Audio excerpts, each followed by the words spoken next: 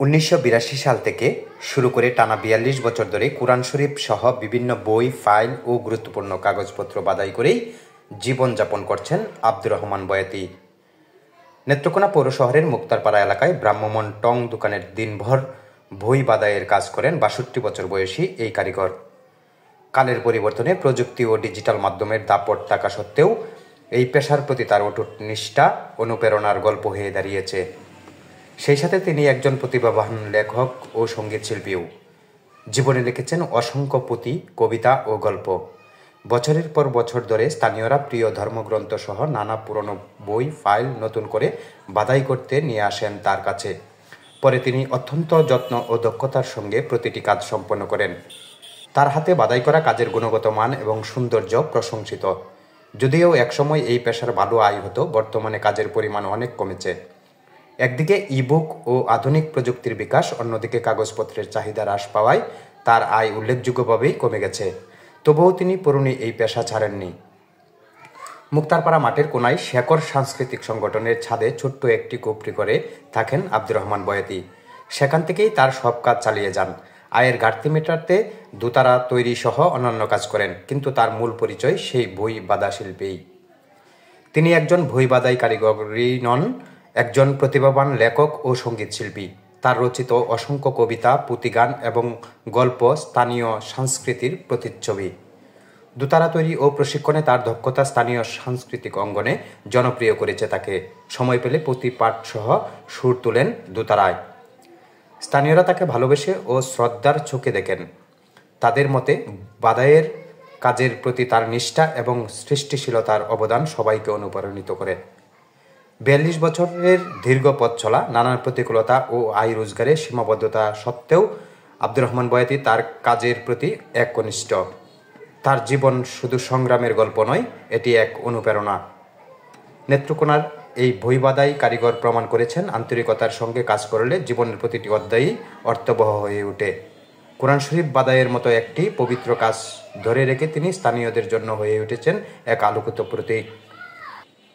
শুরু করলাম, সারাদিনে দেখলাম যে 10-12 টাকা আমার ইনকাম হয়েছে। তখন কিন্তু 10-12 টাকাই চলতে পারতাম, 6 টাকা খরচ হইতো আর 6 টাকা আমি সঞ্চয় করতে পারতাম। এখন তো ধরেন 1200 টাকা কামাই করলেও চলে না, কিন্তু তখন আমি ওইটা দিয়েই আমি আমার জীবিকা নির্বাহ করতাম। এইভাবে আস্তে আস্তে আমি এই লাইনে ধীরে ধীরে ওই নেত্রকোনায় 10টা প্রেস ছিল, ওই প্রেসের কাজও করতাম।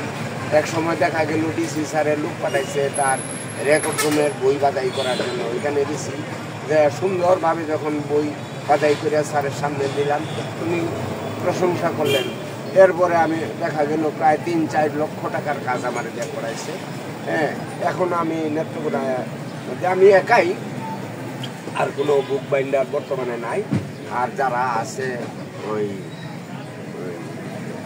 নাম করে রমাস টুর, যারা মানে প্রোডাকশনের কাজ করে, খাতা টাতা তৈরি করে, ওই ধরনের লোক আছে। কিন্তু এইভাবে ওই যে এই সমস্ত বই বাঁধাই করার জন্য নেত্রকোনায় আমি একাই।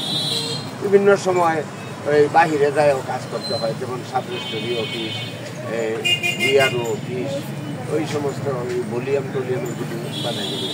আর যখন কাজ না থাকে তখন ওই আমার দোকানে বসে থাকি, তখন এই যে কোরআন শরীফ, ওই খাতাপত্র, দোকানের খাতাপত্র, ইউনিভার্সিটির বই, স্কুলের বই, এই সমস্ত বাঁধাই করি। হ্যাঁ, এটা আমার জীবিকা নির্বাহ। এখন কেমন আইডিয়া হয়? এখন বর্তমানে বাঁধাইয়ের কাজ বিলুপ্তির পথে প্রায়। লেখাপড়ার অবস্থাও বেশি ভালো না, দেশের অবস্থাও ভালো না, ওই কাজ আগের চেয়ে কমে গেছে। আর ছাত্ররাও বর্তমানে বই পুস্তক লেখাপড়া খুব কমই করে, ওই মোবাইল নিয়ে লেখাপড়া করে, মোবাইল নিয়েই মানুষ ব্যস্ত থাকে। মোট কথা ওই বাইন্ডিংয়ের কাজ আগের চেয়ে অনেক কমে গেছে। যেমন আগে একটা ব্যাংকে কাজে গেলে 2-3 হাজার টাকার কাজ করতে পারতাম, কিন্তু এখন ব্যাংকের যে সমস্ত লেজার, রেজিস্টার সব কম্পিউটারে ঢুকে গেছে, যে কারণে আমরা এইখানে বাইরে পেয়ে গেছি। আপনি তো বিভিন্ন পুঁথি পাঠ করেন, জানি পুঁথি লিখেন, বিভিন্ন রকমের বইও লিখছেন। এই সম্পর্কে আপনার তো অভিজ্ঞতা শুধু একটা না, আপনার যে অভিজ্ঞতা আছে। আমি মূলত আমি একজন গীতিকার। আমার প্রায় 200-300 গান আছে নিজের লেখা। এর মধ্যে দেশাত্মবোধক গান, বাউল গান, হ্যাঁ, কবি গান, এই সমস্ত গান আমি নিজে লিখি।